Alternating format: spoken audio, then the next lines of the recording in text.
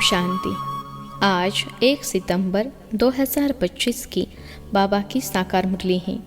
मुरली के महावाक्य हैं, मीठे बच्चे, तुम्हें इस पुरुषोत्तम संगम युग पर ही उत्तम से उत्तम पुरुष बनना है। सबसे उत्तम पुरुष है यह लक्ष्मी नारायण। प्रश्न है, तुम बच्चे बाप के साथ साथ कौन सा एक गुप्त कार्य कर रहे हो? उत्तर है, आदि सनातन देवी देवता धर्म और देवी राजधानी की स्थापना।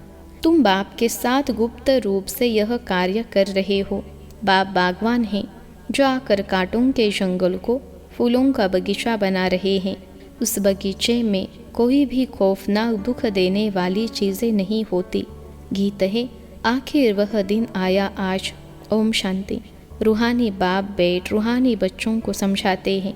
समझाएंगे तो ज़रूर शरीर द्वारा। आत्मा शरीर बिगर कोई भी कार्य कर नहीं सकती। रूहानी बाप को भी एक ही बार पुरुषोत्तम संगम युग पर शरीर लेना पड़ता है। यह संगम युग भी है, इनको पुरुषोत्तम युग भी कहेंगे, क्योंकि इस संगम युग के बाद फिर सतयुग आता है। सतयुग को भी पुरुषोत्तम युग कहेंगे। बाप आकर स्थापना भी पुरुषोत्तम युग की करते हैं। संगम युग पर आते हैं तो ज़रूर वह भी पुरुषोत्तम युग हुआ। यहाँ ही बच्चों को पुरुषोत्तम बनाते हैं, फिर तुम पुरुषोत्तम नई दुनिया में रहते हो। पुरुषोत्तम अर्थात उत्तम ते उत्तम पुरुष यह राधे कृष्ण अथवा लक्ष्मी नारायण है। यह ज्ञान भी तुमको है और धर्म वाले भी मानेंगे बरोबर यह हेवन के मालिक हैं। भारत की बड़ी महिमा है, परंतु भारतवासी खुद नहीं जानते। कहते भी हैं ना, फलाना स्वर्गवासी हुआ, परंतु स्वर्ग क्या चीज़ है यह समझते नहीं। आपे ही सिद्ध करते हैं स्वर्ग गया, इसका मतलब नरक में था। हेवन तो जब बाप स्थापन करे वह तो नई दुनिया को ही कहा जाता है। दो चीज़ें हैं ना, स्वर्ग और नरक। मनुष्य तो स्वर्ग को लाखों वर्ष कह देते हैं। तुम बच्चे समझते हो कल स्वर्ग था, इन्हों के राजाई थी, फिर बाप से वर्षा ले रहे हो। बाप कहते हैं, मीठे लाडले बच्चे, तुम्हारी आत्मा पतित है, इसलिए हेल में ही है। कहते भी है, अभी कलयुग के 40,000 वर्ष बाकी हैं, तो ज़रूर कलयुगी वासी कहेंगे ना। पुरानी दुनिया तो है ना, मनुष्य बेचारे घोर अंधियारे में हैं। पिछाड़ी में जब आग लगेगी तो यह सब खत्म हो जाएंगे। तुम्हारी प्रीत बुद्धि है, नंबरवार पुरुषार्थ अनुसार जितना प्रीत बुद्धि होगी उतना ऊंच पद पाएंगे। सवेरे उठकर बहुत प्यार से बाप को याद करना है। भल प्रेम के आंसू भी आए, क्योंकि बहुत समय के बाद बाप आकर मिले हैं। बाबा, आप आकर हमको दुख से छुड़ाते हो। हम विषय सागर में गोते खाते कितना दुखी होते आए हैं। अभी यह है रो रो नर्क। अभी तुमको बाबा ने सारे चक्र का राज समझाया है। मूल वतन क्या है वह भी आकर बताया है। पहले तुम नहीं जानते थे, इसको कहते ही है कांटों का जंगल। स्वर्ग को कहा जाता है गार्डन ऑफ अल्लाह, फूलों का बगीचा। बाप को बागवान भी कहते हैं ना। तुमको फूल से फिर कांटा कौन बनाते हैं? रावण। तुम बच्चे समझते हो भारत फूलों का बगीचा था, अब जंगल है।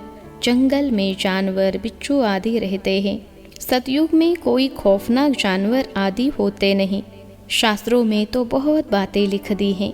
श्री कृष्ण को सर्प ने डसा, यह हुआ। श्री कृष्ण को फिर द्वापर में ले गए हैं। बाप ने समझाया है भक्ति बिल्कुल अलग चीज़ है।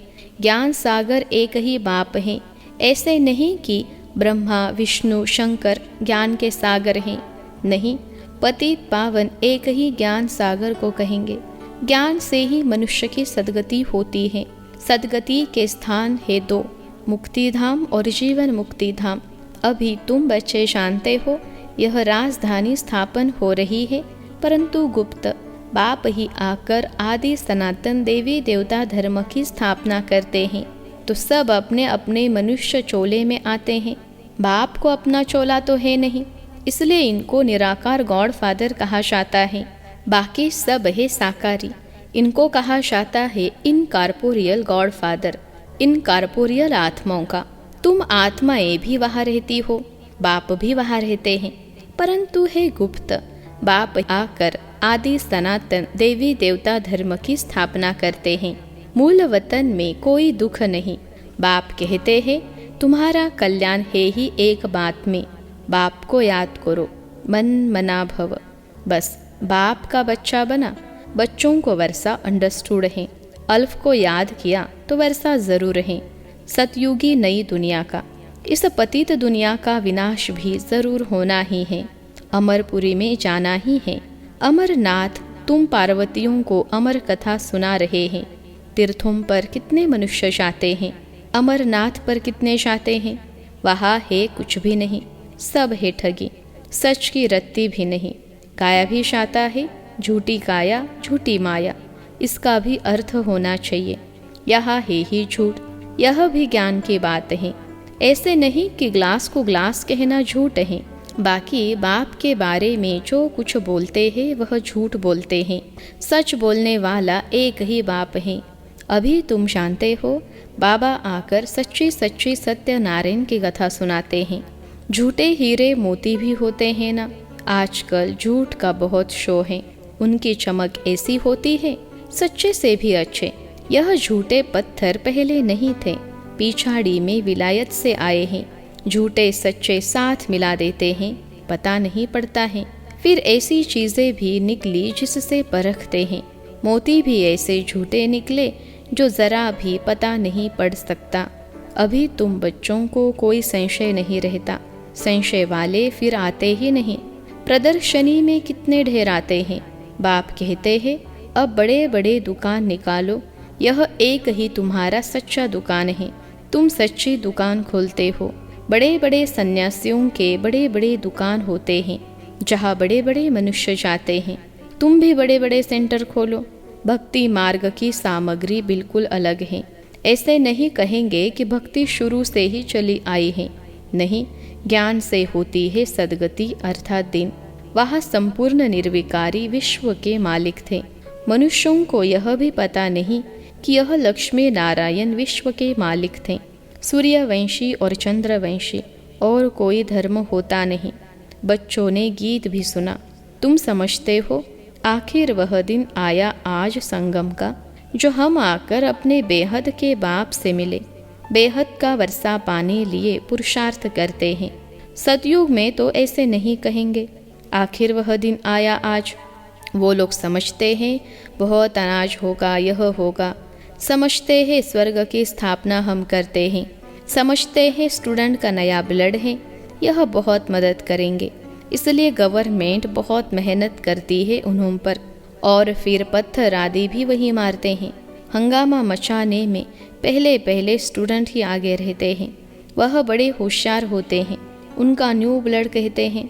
अब न्यू ब्लड की तो बात नहीं, वह है ब्लड कनेक्शन। अभी तुम्हारा यह है रूहानी कनेक्शन। कहते हैं ना बाबा हम आपका 2 मास का बच्चा हूँ।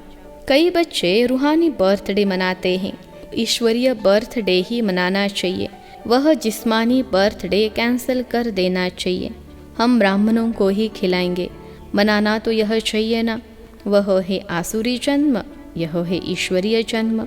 रात दिन का फर्क है, परंतु जब निश्चय में बैठे। ऐसे नहीं ईश्वरीय जन्म मनाकर फिर जाए आसुरी जन्म में पड़े, ऐसा भी होता है। ईश्वरीय जन्म मनाते मनाते फिर रफू चक्कर हो जाते हैं। आजकल तो मैरिड डे भी मनाते हैं। शादी को जैसे कि अच्छा शुभ कार्य समझते हैं। जहन्नुम में जाने का भी दिन मनाते हैं। वंडर है ना, बाप बेट यह सब बातें समझाते हैं। अब तुमको तो ईश्वरीय बर्थडे ब्राह्मणों के साथ ही मनाना है। हम शुबाबा के बच्चे हैं, हम बर्थडे मनाते हैं तो शुबाबा की ही याद रहेगी। जो बच्चे निश्चय बुद्धि है उनको जन्मदिन मनाना चाहिए। वह आसुरी जन्म ही भूल जाए, यह भी बाबा राय देते हैं। अगर पक्का निश्चय बुद्धि है तो बस हम तो बाबा के बन गए, दूसरा न कोई। फिर अंतमति सो गति हो जाएगी। बाप की याद में मरा तो दूसरा जन्म भी ऐसा मिलेगा। नहीं तो अंतकाल जो स्त्री सिमरे, यह भी ग्रंथ में है। अंत समय गंगा का तट हो, यह सब है भक्ति मार्ग की बातें। तुमको बाप कहते हैं शरीर छूटे तो भी स्वदर्शन चक्रधारी हो, बुद्धि में बाप और चक्र याद हो, सो ज़रूर जब पुरुषार्थ करते रहेंगे तब तो अंतकाल याद आएगी।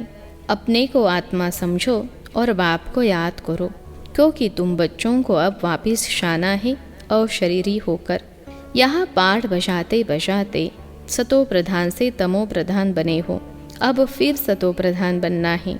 इस समय आत्मा ही इम्प्योर है तो शरीर प्योर फिर कैसे मिल सकेगा।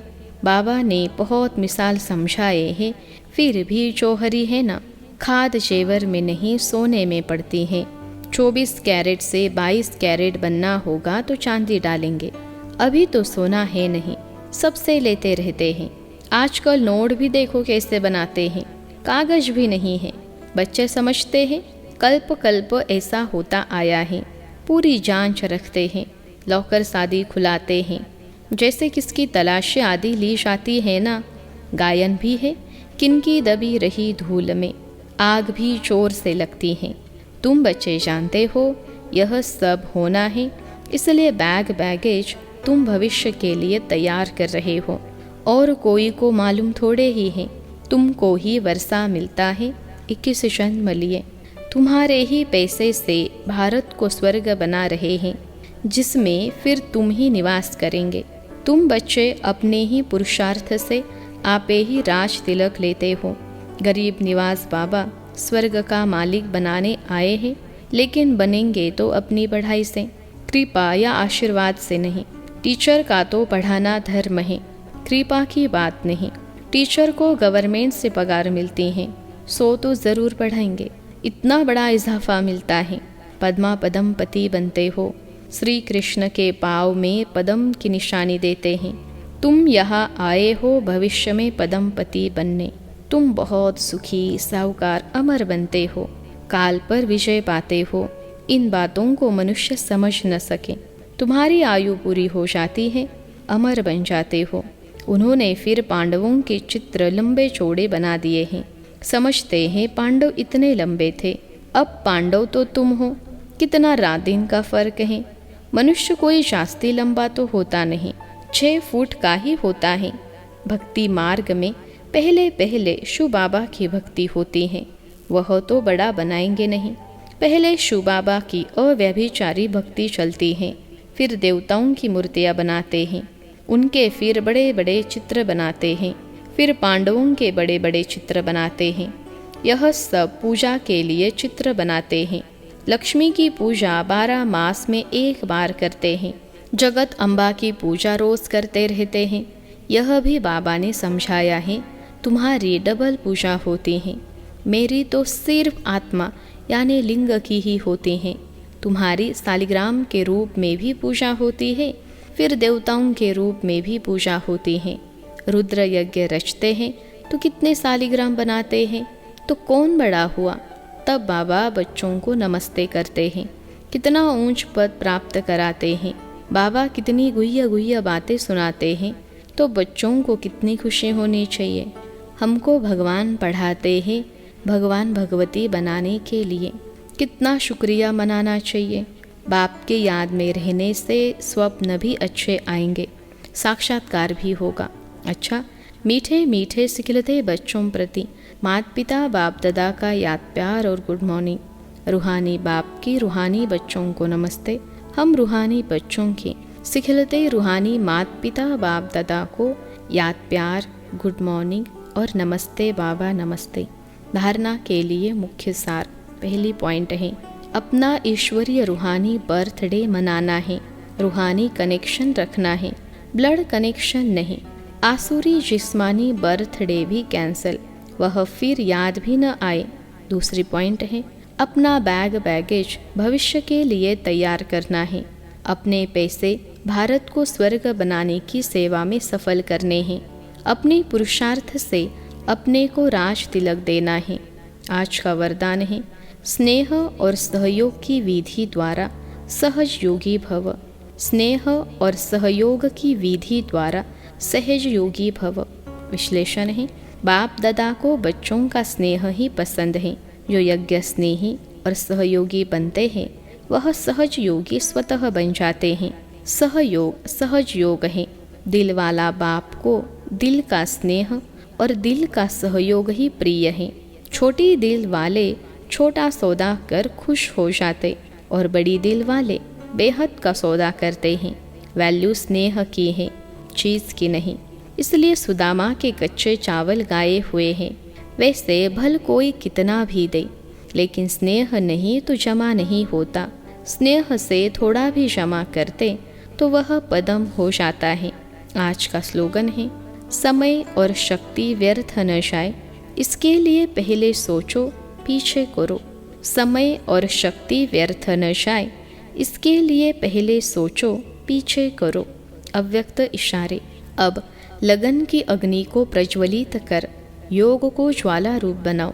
बाप दादा बच्चों को विशेष इशारा दे रहे हैं। बच्चे, अब तीव्र पुरुषार्थ की लगन को अग्नि रूप में लाओ, ज्वालामुखी बनो। जो भी मन के संबंध संपर्क के हिसाब किताब रहे हुए हैं, उन्हें ज्वाला स्वरूप की याद से भस्म करो। अच्छा, ओम शांति।